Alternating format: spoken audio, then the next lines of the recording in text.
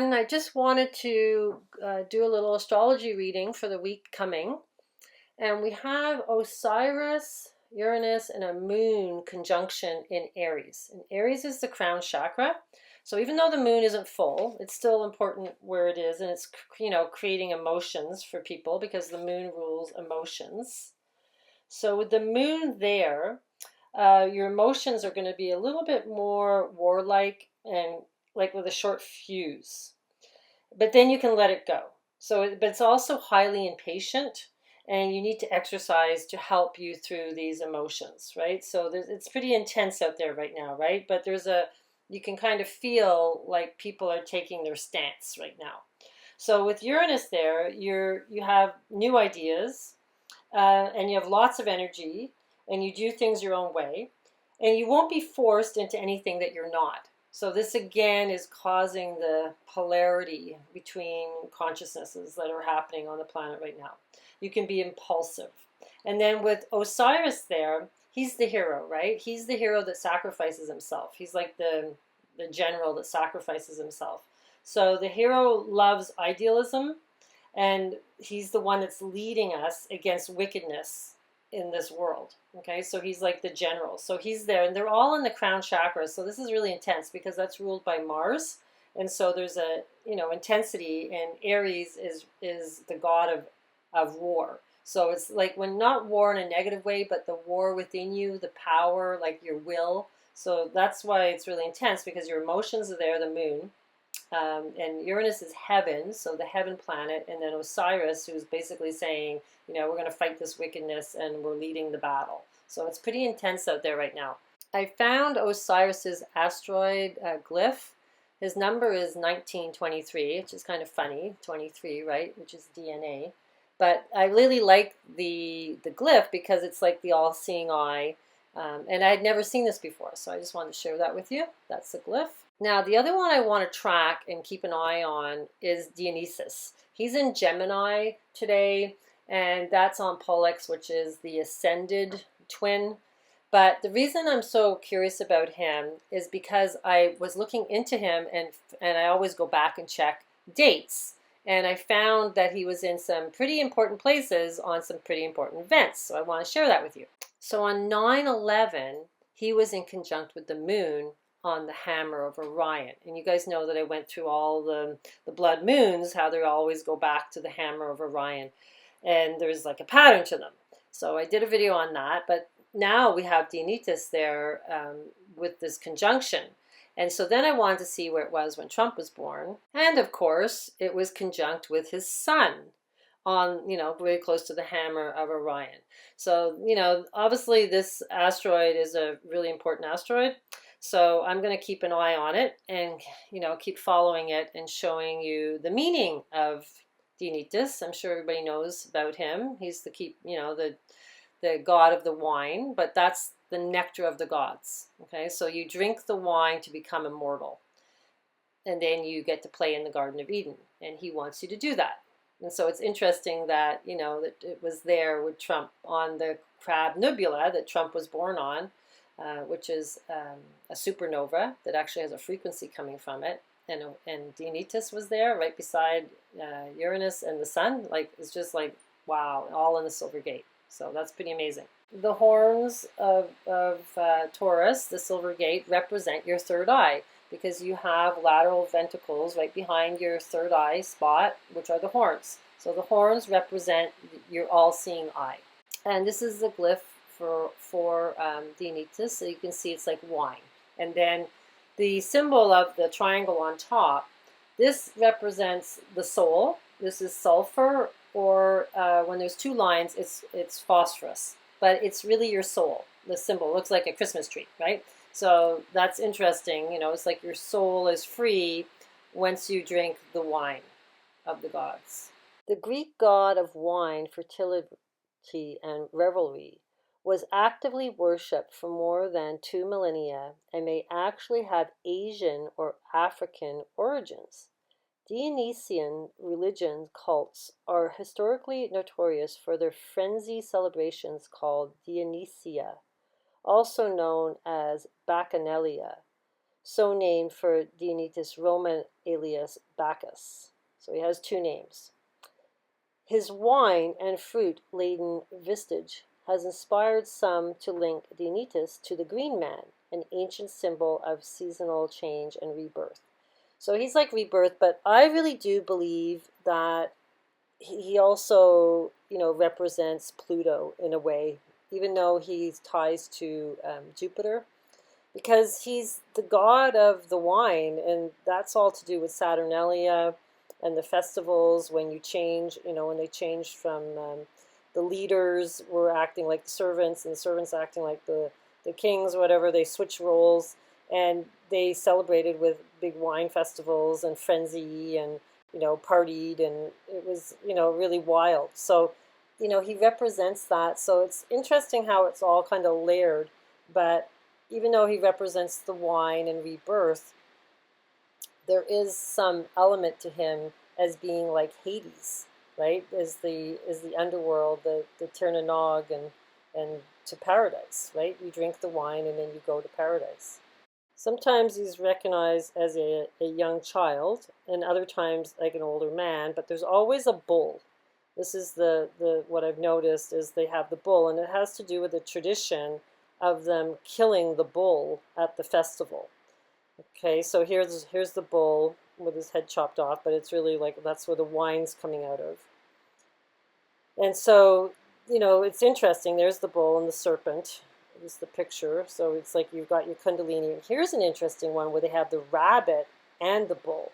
So it's showing the two symbolism of the rabbit moon, which goes to the harvest, and then, I guess the bull represents, you drinking the wine. And it reminded me of the trailer for the new Matrix movie. Somebody sent that to me, and I was like, wow, I couldn't believe what was in it. Just the little trailer. It had the rabbit moon, right, the tattoo. And then it had Alice in Wonderland book, which is basically what we're in. We're in Wonderland, and we're trying to get out. And then, they had the song Jefferson Airplane, White Rabbit playing all the way through it. So, it was just amazing. And then they also had, him sitting in the bathtub with the rubber duck on his head, which is really Ascension, because I don't know if you guys remember, I did the commercial that Melania Trump did when she was like the duck and Trump with the swan and everything. It all represents Ascension. So they're showing us the symbolism everywhere. It's just crazy. The interesting thing about Taurus, that's where the Pleiades are, that's where the Silver Gate is and everything. And that's like at the tip of the hammer of Orion. It's interesting because it also represents the toroidal field, right? This is what we're kind of in. We're in this kind of like big apple. We're in this toroidal field, and we also have a toroidal field around us. So I'm wondering if it's like, when they kill the Taurus, the bull, if it's representing, the death of getting out of this realm. I'm starting to think that's why the bull is so often used. And this is why I'm convinced that, Dionysus is partly like Pluto. Okay, so the Bacchanalia Carnival was a Roman festival of Bacchus based on the various ecstatic elements of the Greek Dionysia, which is the festival for Dionysus. They seem to have been popular and well organized throughout the central and southern Italy peninsula. They were also certainly associated with the Rome's native cult of Liberalia, which is dedicated to Liber, the spouse of Libera, also known as Persephone, okay, or Persephone, they're the same. So Liber is also Pluto because he marries Persephone, okay? So there you have it. It's like it's all tying in because it's always the same. It's always the same person, right? It's always the same. So it's like, this is why, it's confusing because they're layered in different cultures, but they all represent the same guy that is basically getting you out of here, trying to help you escape this realm. So they're still celebrating it in modern adaptations. There's a festival has inspired people through the present day as a celebration of humanity. See, it's a celebration of humanity. Creative works produced and performed, adaptation each spring, and the purpose of the enterprise is to educate and entertain. So they're doing it in the New York Classical Club through Fordham University Classics Department stages a competition every April when the group of high school students produce a unique play. So it's all this. See, they're still using it. That's what I'm saying. This is very important, and it is for humanity. It's to free humanity. So here they're explaining that it was always held on March 17th, and then it was moved to Ceres Festival, which was in April. So it was a spring festival, but March 17th is like 3 days after Pi Day, Infinity Day. So we have to keep our eyes on Infinity Day. I'm going to do a little recap on that, which I have new information on that as well. And Dionysus has a 13-year cycle, but he actually comes back onto the hammer of Orion, like on Pi Day. So it's like, oh my God, it's like, I just like, so perfect. It's absolutely perfect. Because this links 9/11 to Infinity Day with the blood moon on Zavi Java with the opposition of Osiris and the sun at 322. Okay, so this is why it's like I wanted to find a link between these two events, and this Dionysus on the hammer of Orion is exactly it. When, it was in conjunction when Trump was born. So I just want to go through like what we're living right now in the sky. So Pluto in Sagittarius, he's been there for a while, and he's going to stay there until January 6th, Odin's Wild Hunt Protest Day, in 2024. So he stays in Sagittarius. And what he's telling us, okay, he's your soul. He's like directing your soul, and he's trying to teach you how to get out of here, right? So he's challenging people to be open to new beliefs with him in Sagittarius, which is obviously what we're living right now, right? It's the whole awakening. And, the whole thing with Sagittarius, the mantra of Sagittarius is I can. So it's like you're trying to get through these, challenge people to open their minds, right? That's what we're here for. So then we have Saturn in Capricorn, and Saturn's in its own house. He rules Capricorn. So he's really happy, and he's also the devil. He's the devil card on the tarot. Now he holds the key. Saturn in Capricorn holds the key. So when you can see that this realm is an illusion, and you see that the devil is ruling this realm and, playing with our emotions, and then you start to, work through all this, and you start to kind of laugh at the devil, kind of like the Wizard of Oz. You pull the curtain back and you see that he's just, playing with you. That way you get the key. He gives you the key, okay? So, with Saturn in Capricorn, he's very hardworking Capricorn. His mantra is I do. So he likes to work, but very slow and steady because he's in Earth, right? So it's like you're a bit stuck in the mud, but it's slow, steady, working towards what you need to do. Okay, so then with Jupiter there, Jupiter's all about luck, and he wants to strive for success because Capricorn likes to work hard. He's ambitious. So with Jupiter there, they're all in retrograde. So retrograde, makes them even stronger. They're all these slow-moving planets. Retrograde makes them very heavy in their lesson. Okay, so Jupiter in Capricorn, he likes to be the big shot. He likes to call all the shots, but he's also responsible. So this is the energies that we're kind of living through right now. Now, Neptune in Pisces, he just went in there a little while ago. He rules Pisces as well as Jupiter rules Pisces. But he's in his own house. So he's it's all about sacrificing to help people. Like you're sacrificing yourself to help people. And it's in Pisces, which is, all about spirituality and metaphysics. And you can help yourself by listening to music and water and grounding, right? Because Pisces is the soles of your feet. It's the 2 feet. So you see clearly with intuition, or your emotions could cloud your judgment. So that's the good side and the bad side of Neptune, right? So then next we have Chiron. Chiron's in Pisces. So Chiron's a wound that you get, and he's also in retrograde, and he's like giving you a wound in your spirituality because Pisces is the spiritual house, right? So his has a high plane of consciousness. That's what's happening right now. He wants you to kind of get into a higher consciousness. Now the moon being in Aries, Aries is the crown chakra, and it's in conjunction, very close conjunction with Uranus, and Osiris is there. I put him in there. He's like, he has the all-seeing eye on the cross. That's Osiris's glyph. Now Osiris is the hero, right? The hero who loves idealism. He's also self-sacrificing. He's a self-sacrificing general, kind of like Odin, who also does a self-sacrifice. The one leading a battle against wickedness. Okay, so this is like your emotions. The moon is your emotions. It's also your memory and your roots to your ancestry and your past lives. But, you know, this is all happening in the crown chakra of Aries. So it's pretty intense. We're going to feel, you know, the spiritual people that are, you know, in this realm right now trying to help people see what's going on. It's going to be very intense for us, okay?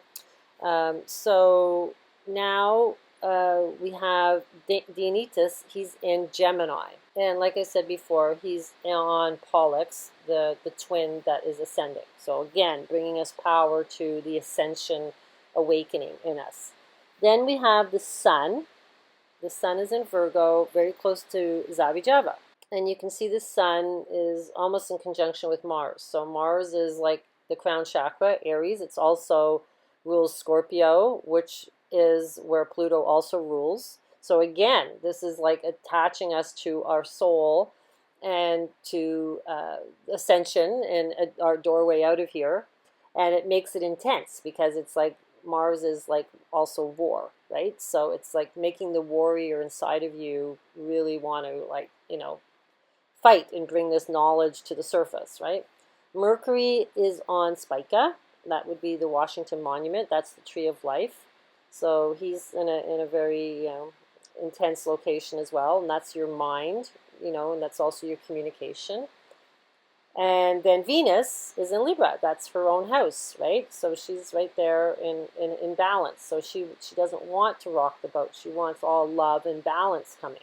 So it's kind of like putting us like in this higher frequency of our ascension process. We want to speak our truth. We want to stand our ground, but we don't want to really argue with anybody. We're just like holding our own. So this is really what this whole, you know, moon placement is. And then I'll show you how the moon travels the rest of the week and where it's going. And you can see the strong square line going from the moon in Uranus, Osiris conjunction in Aries, across to Venus in Libra, who doesn't want to have any arguments, wants to keep everything peaceful and balanced, right? But she's also to do with justice, right? So she likes justice. She's Astraea. She's the goddess of justice, and she wants also to go around speaking justice. So as long as it's done in balance and not in anger, you'll get through to people. But, you know, right now, if you start to get, you know, lose your cool and get your emotions really out there, you know, obviously that doesn't work, right? So you need to just watch that you don't get those quick spurts of warrior emotions in you. So it moves out of Aries, and by the 28th, it's on the hammer of Orion again. And then on October 1st, it's in the Lion's Gate, which is really to do with balance, right? It's like, it's also to do with your home, because it's Cancer. It's in the gate where Cancer is, so it's really tied to your security, and then also your pride as it moves into Leo. But it's, you know, it's right in the middle between the two pillars. So this is where we all want to get, is kind of balancing our energies. So yeah, so that's really what's going on. And oh, I wanted to mention that, you know, what's going on in Australia. I had a client, I can't reach her anymore. She lives in Australia. She was supposed to book a consultation. My emails aren't going through to her. I emailed her on her website. So if she's listening, I'm really sorry. I am trying to get through to you, but it seems like everything's blocked. And then, you know, like I said before, if you don't hear back from me within 2 days, it's because I'm not getting your emails. It's something in, people have been saying, like, sometimes my emails, like, they just disappear. Like, they see them and then they disappear. And that's what happens to them when they come, your emails come to me sometimes. I see them, then they disappear. And then I'm like, what is going on? So I think there's something like, blocking communication with this information. So I wanted to mention that again. And yeah, so anybody that would like a reading, I'm still doing the readings, and I really feel like they're helping people a lot. And I feel like once you can live your wheels, you're going to have a more harmonious life. Because if you don't know what your path is, and you don't know why you're like this one day and why you're like this another day or whatever, like you have mixed feelings, about things. It could be just showing up in your wheel like that, and you don't have to start to question it. It's just exhausting once you know your path. Basically, once you know your path, you can kind of work with your energies, and you can see whether or not you're following what your wheels want you to follow. So it just gives you a peace of mind. So I'm still offering that, doing the 3 Saturn returns, or you can just do the natal chart and just see what your life lesson is. That's cheaper to do it that way. So anyhow, thanks for supporting me, everybody that has. I really appreciate it. And I'm going to keep doing videos, and I just wanted to put this one out just for, what's coming up in the sky. I said I was going to do that. I want to do a sister channel. Can't get it working yet for some reason. I'm going to try this weekend. And then I'll put another video out in another couple of days, just to all the symbolism that's coming at me. It's crazy. So I want to get that out as well, more stuff that's come through. Take care. Bliss to you.